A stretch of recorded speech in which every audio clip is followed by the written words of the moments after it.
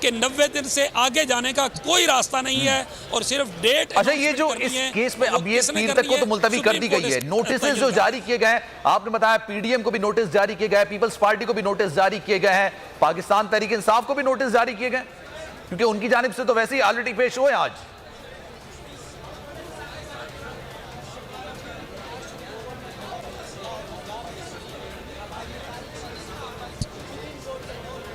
अलीशेर, मेरी आवाज आ रही है आपको?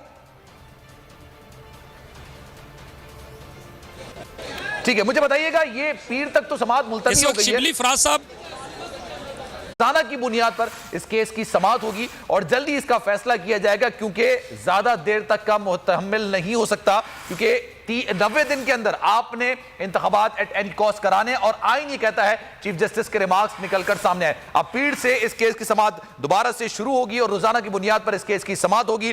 पीडीएम को नोटिस जारी कर दिए गए हैं, पाकिस्तान पीपल्स पार्टी को भी नोटिस जारी कर दिए गए हैं। शिबली फराज पाकिस्तान तहरीक इंसाफ की नुमाइंदगी कर रहे थे, वहां पर मौजूद है, अजहर सिद्दीक साहब भी वहां पर मौजूद थे। और अब ये देखा गया है कि जनाब, अभी आज जो इस केस की समाअत थी ये तो मुलतवी कर दी गई है पीर के लिए,